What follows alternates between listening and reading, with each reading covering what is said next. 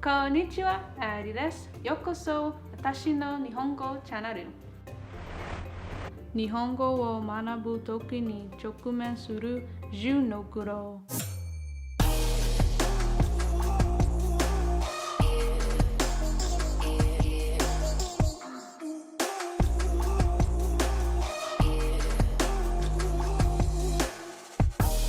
So the first thing that I had to realize and that I was struggling with is that, bro, you don't know Japanese. So what we talking about? And what I mean by that is I've only been studying Japanese for 4 months. So there's only so much that I know. And I've only really been in a couple of apps, but mostly in the Japanese from Zero workbook. And I have like, what, 2 months before it's 6 months? And I guarantee you within 6 months, I'm definitely not gonna be fluent. Then I also had to struggle with like being disappointed in myself, like not being able to pronounce something, and I feel frustrated. I'm just like, bro, then I'm really like, bro, I really don't know Japanese. Go downstairs, go out your house, be in the store, wherever you are. If you look to your right and to your left and there's a person there, I guarantee you that you probably know way more Japanese than they do. Have you been studying? No, my best friend, she always be telling people, I'd be like, stop, bro. I'm like, bro, stop telling people that.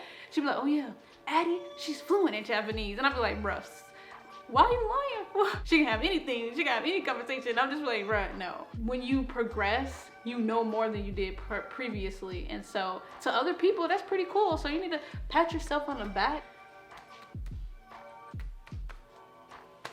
And it's okay to learn little by little. You build off of what you learned previously. And then boom, next thing you know, my whole video gonna be in Japanese and y'all gonna have to read subtitles. The second struggle that I dealt with is katakana. Now, some people will learn hiragana and katakana in sets together. I didn't do that. I focused on hiragana first, then katakana. And that jump was harder than hiragana. I don't know why hiragana was like slick easy, but katakana just wasn't. And it's like, yes, it's the same sounds, but the way it's written, I'm like, bro, what is this blocky, sharp edge junk? And I would kind of hide myself, like I would kind of like distance myself from it and just try to do like what I know. But you need those challenges and you need to continue to do the things that's hard, like kanji. I ain't even look at kanji yet, but I know that I'm gonna have to get there, but you know, one step at a time. So the third struggle that I dealt with is having stuff in my brain at a good amount of time, but then it's gone after another good amount of time. So I wouldn't say short term, because maybe it is short term. Let's just say I'm in a book and it's chapter, I don't know, freaking 5. And then now I progress to chapter, I don't know, 8.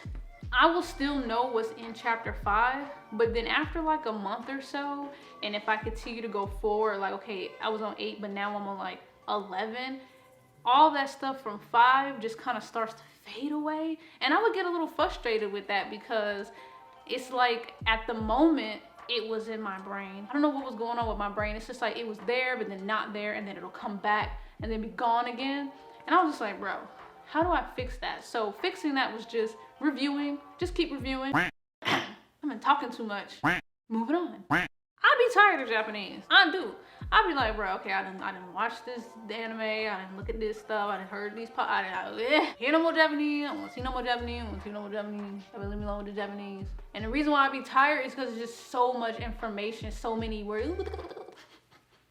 But for real though, I do be tired though, and that's a struggle, because when that happens, I take breaks. And when I take breaks, like I said, I do like 3-week breaks. See, I still like immerse myself in Japanese very little. Like I might listen to one podcast, watch one, and when I'm usually doing like a bunch, but when I get tired, one podcast for the week. Like I said previously, and this goes into my 5th struggle, is I do take those long breaks. And just to add to that, when I take those long breaks, like if I do no Japanese, like okay, I'm not listening to nothing, then those times I have these cram sessions where I do like these really deep dive study sessions, and they be lasting hours and days.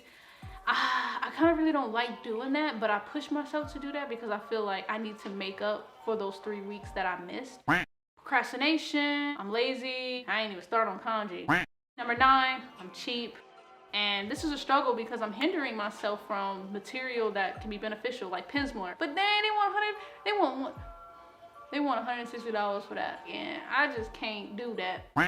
Last but not least, I be taking naps, bro. Yes. When I be studying, I be like, whoo, I be locked in. Then I wake up and be like, dang, what happened? And my roommate, she'd be like, yeah, bro, you was asleep. I be dreaming about studying Japanese in the same spot. So I thought I was still up doing it. But then I woke up and I wasn't doing nothing. And that happens a little bit way too often. So, yeah. So, bizzle, those are my 10 struggles that I deal with every single time that I'm learning Japanese. Hopefully, I can break some of these bad habits, like the naps. Comment below. Tell me what you do when you're facing these struggles or facing other struggles that you might have when you're learning Japanese. Like this video if you like this video. Don't forget to subscribe for motto. Ja ne!